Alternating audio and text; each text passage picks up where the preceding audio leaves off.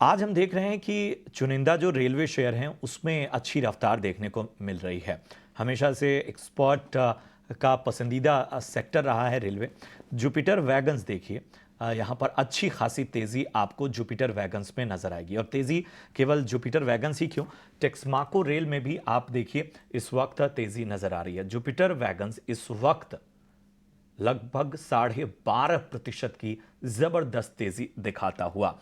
ज़रा सामने लाइए टेक्समाको रेल, क्योंकि यहां पर भी हम देख रहे हैं कि अच्छी तेज़ी नज़र आ रही है। 3.25% की तेज़ी इस वक्त हम आपको दिखा रहे हैं टेक्समाको रेल में। एक वक्त पे अभी थोड़ी देर पहले 4% तक ये स्टॉक भागा था।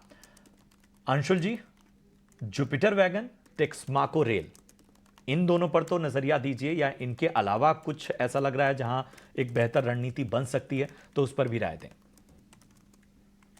देखिए प्रशांत जी, आपने बहुत सही दोनों स्टॉक स्पॉट किए हैं। अगर आप रेलवे सेक्टर के स्टॉक्स में देखें तो ये दो स्टॉक्स हैं जो रिलेटिव स्ट्रेंथ शो कर रहे हैं। बाकी सारे स्टॉक साइडवेज चले गए हैं। टेक्समाको रेल में देखें तो मंथली चार्ट पे एक ब्रेकआउट आया था, समवेयर अराउंड एक बड़े कप कैंडल का ब्रेकआउट आया था। उसके बाद फॉलो थ्रू मूव लेते हुए ये 169 का स्विंग हाई बनाया था, वहां से ब्रेकआउट आया था और 2 महीने की करेक्शन के बाद अब सेकंड मंथ है जहां हम इनसाइड बार की फॉर्मेशन दे रहे हैं। तो करंट मार्केट प्राइस से स्टॉक को बाई करके रख सकते हैं। इसमें क्लोजिंग बेसिस पे 160 रुपए का स्टॉप लॉस लगाना चाहिए और इसमें अपसाइड जो टारगेट बनेगा वो 222 223 का बनेगा। लेकिन इस टारगेट को अचीव होने में 1.5 से 2 महीने का समय लग सकता है, क्योंकि और 2-3 हफ्ते यहाँ पे पहले कंसोलिडेशन रहेगा, उसके बाद मोमेंटम आएगा। दूसरा JWL, इसमें फ्रेश मोमेंटम आना स्टार्ट हो गया है। 8 महीने का या 33 वीक्स का अगर देखें तो एक कप कैंडल का ब्रेकआउट है और करंट वीक में हेवी वॉल्यूम्स के साथ ये स्टॉक ऊपर चल रहा है, तो इसको भी करंट मार्केट प्राइस से बाई करके रखना चाहिए। स्टॉप लॉस हल्का सा डीपर रहेगा क्योंकि आज के सेशन में भी 12-13% चल गया है। 423 का क्लोजिंग बेसिस पे स्टॉप लॉस रहेगा और पहला टारगेट इसका 600 रुपए का बन रहा है। आउट ऑफ द टू अगर एक लेना है और आप एग्रेसिव प्लेयर हैं तो JWL पे जाइए। अगर रिलेटिवली थोड़ा सा वॉलेटिलिटी नहीं मैनेज कर पाते हैं तो टेक्स रेल बहुत बेहतरीन लग रहा है।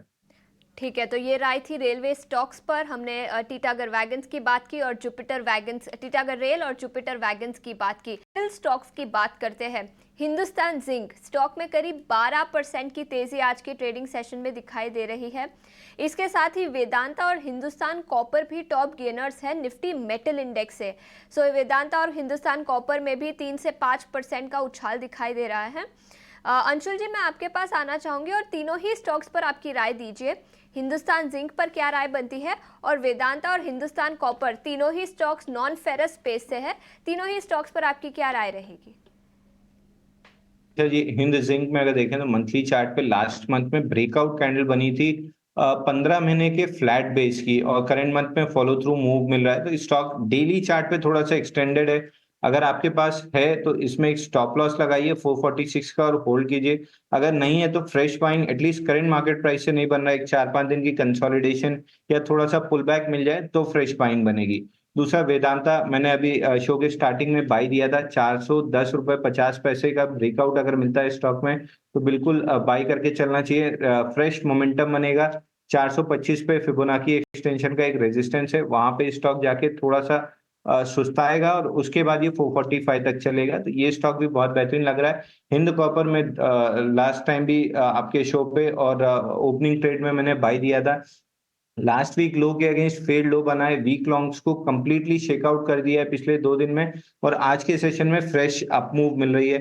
इसमें एक हल्का सा रेजिस्टेंस है 375 के अराउंड, तो यहां से बाई करना है तो 375 का ब्रेकआउट का वेट करना चाहिए। 375 निकलते से स्टॉक में बाइंग बनेगी। स्टॉप लॉस 370 का बनेगा और इमीडिएट टारगेट 390 का बनेगा, तो ₹2 का और वेट कर लीजिए। 375 अगर इस स्टॉक में निकल जाता है तो फ्रेश ब्रेकआउट बन जाएगा।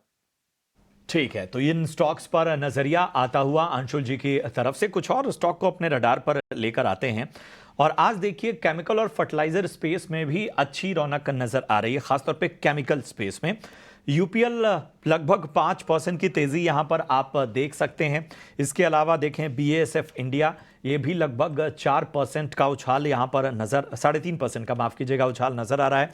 सुप्रीम पेट्रोकैंप में भी 3.5% का उछाल हम देख रहे हैं।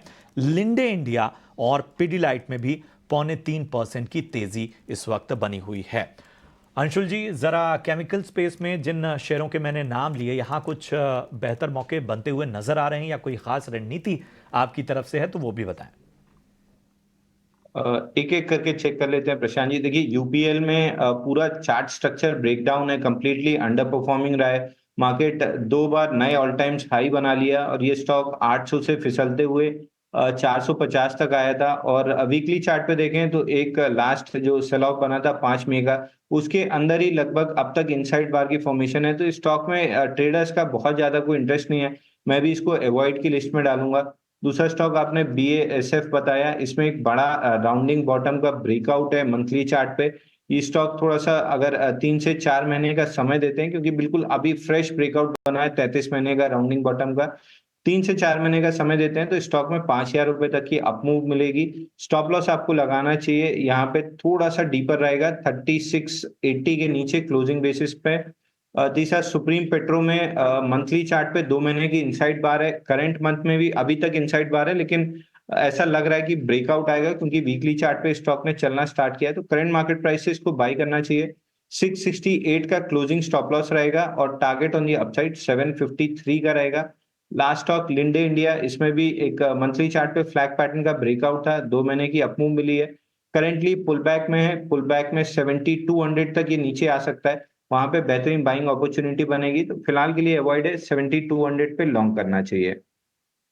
ठीक है, तो ये है नज़रिया इन तमाम स्टॉक पे आपको बेहतर रणनीति मिलती हुई।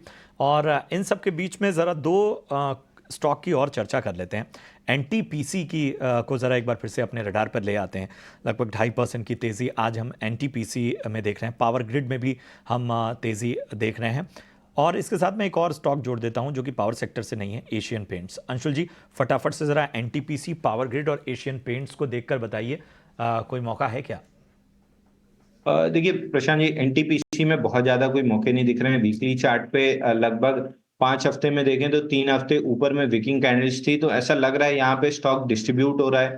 प्रोबेबली 336 तक की डाउनसाइड मिल सकती है और 336 निकलता है तो थोड़ी सी डाउनसाइड एक्सटेंड होगी, तो मैं इसको अवॉइड की सलाह दूंगा। पावर ग्रिड में भी थोड़ा सा बाइंग क्लाइमैक्स लग रहा है और प्रीवियस मंथ हाई के ऊपर हम सस्टेन नहीं किए हैं, तो यहाँ भी थोड़ी सी प्रॉफिट बुकिंग क्रीप इन कर सकती है 286 280 286 के लेवल्स तक, तो ये भी अवॉइड की लिस्ट में रहेगा। एशियन पेंट्स जरूर बहुत अच्छा लग रहा है। 3 महीने, लास्ट 3 महीने के लोस के नीचे इसने फेल्ड लो की फॉर्मेशन दी है, तो स्टॉक में यहाँ से बढ़िया शॉर्ट कवरिंग ट्रिगर हो सकती है 2800 निकलने के बाद। अगर ये स्टॉक 2800 निकालता है अगले 1 से 2 दिन में, तो इसमें इमीडिएटली लॉन्ग पोजीशन इनिशिएट करनी चाहिए। 2960 तक का पहला टारगेट रहेगा और 2960 के ऊपर बड़ा ब्रेकआउट बनेगा 3100 तक के लिए। तो फिलहाल 2960 तक के व्यू के साथ 2800 के ऊपर प्ले करना चाहिए। तो ये राय थी पावर स्टॉक्स पर। और एशियन पेंट्स, याद रखिए नतीजे तो कल आए थे लेकिन मैनेजमेंट की कमेंट्री काफ़ी अच्छी आई है, ब्रोकरेजेस के व्यूज़ भी काफ़ी अच्छे आए हैं, जिसके चलते स्टॉक में करीब 1.5 से 2% का उछाल आज के ट्रेडिंग सेशन में दिखाई दे रहा है। आगे बढ़ते हैं और कुछ ऑटो स्टॉक्स की बात करते हैं। एस्कॉर्ट्स स्टॉक में करीब 3% का उछाल आज के ट्रेडिंग सेशन में। मैनेजमेंट की कमेंट्री जो निकल कर आई है वो काफ़ी पॉजिटिव है। उनका मानना है कि FY25 में एक्सपोर्ट्स बढ़ सकते हैं, मार्जिन एक्सपेंशन हो सकता है, और ट्रैक्टर सेगमेंट की बात करें तो उसमें भी डोमेस्टिक ट्रैक्टर सेगमेंट में रिकवरी हो सकती है। तो काफ़ी अच्छी मैनेजमेंट कमेंट्री है, जिसके चलते स्टॉक में 3% का उछाल आज के ट्रेडिंग सेशन में दिखाई दिया है। इसके अलावा दो और स्टॉक्स जो ऑटो सेगमेंट से फोकस में है वो है टाटा मोटर्स और आयशर मोटर्स। दोनों ही कंपनीज के नतीजे आएंगे चौथे तिमाही के, आज मार्केट आवर्स के बाद नतीजे आएंगे। अंशुल जी, मैं आपसे तीनों ही स्टॉक्स पर राय लेना चाहूंगी, एस्कॉर्ट्स, टाटा मोटर्स और आयशर मोटर्स। देखिए आशीषा जी, शो के स्टार्ट में मैंने कहा था कि फोकस वहीं करना चाहिए जहां पर रिलेटिव स्ट्रेंथ है। मेटल काउंटर्स हमने डिस्कस किया, वहां पर रिलेटिव स्ट्रेंथ है। अगला जो सेक्टर है वो ऑटोज है, जहां पर रिलेटिव स्ट्रेंथ देखने के लिए मिल रही है। टॉप पिक उसमें अशोक लीलैंड रहेगा, बट एस्कॉर्ट्स अगर देखें तो 8-9 महीने के बाद कंसोलिडेशन करने के बाद लास्ट मंथ में ब्रेकआउट आया था, करंट मंथ में फॉलो थ्रू मूव मिल रहा है, लेकिन वीकली चार्ट पे 8 वीक्स ऑफ कंटिन्यूअस अपमूव हो चुकी है और 34% की रैली हो चुकी है। तो अब स्टॉक में थोड़ा सा पुल बैक आता हुआ दिख रहा है 3370 3375 की जोन तक। ये बाय ऑन डिप्स का स्टॉक रहेगा क्योंकि एक्सटेंडेड है। 3360 मिलता है तो इसको बाय करके चलना चाहिए। 3700 तक का इमीडिएट टारगेट मिलेगा। दूसरा आइशर मोटर्स है, इसमें 4 महीने की कंसोलिडेशन से लास्ट मंथ में ब्रेकआउट आया था। इसमें भी वही दिक्कत है कि 8 हफ्ते की कंटिन्यूअस अप मूव है, तो थोड़ा-सा स्टॉक डिप में मिलता है 4450 के अराउंड, तो बेहतरीन बाइंग बनेगी। ऊपर में इस स्टॉक का जो ब्रेकआउट आया 4 महीने का, उसका टारगेट 4900 के आसपास बन रहा है, तो डिप्स पे अगर बाय करते हैं तो रिस्क रिवॉर्ड काफ़ी अच्छा रहेगा। लास्ट स्टॉक टाटा मोटर्स आपने डिस्कस किया, मंथली चार्ट पे इनसाइड बार थी, करंट वीक में ब्रेकआउट देने की कोशिश कर रहा है, और इस ब्रेकआउट में एक चीज बहुत अच्छी है कि लास्ट वीक लो के नीचे पहले वीकर लॉन्ग्स को शेक कराया, उसके बाद ब्रेकआउट दे रहा है। तो तीनों स्टॉक्स में करंट मार्केट प्राइस में बाय करने लायक केवल टाटा मोटर्स दिख रहा है। 1010 के स्टॉप लॉस से बाय करना चाहिए। 1095 का इमीडिएट बेसिस पे टारगेट मिलेगा। तो out of the three, 2 buy on dips रहेंगे, एक immediate Tata Motors current market price से बाय कर सकते हैं।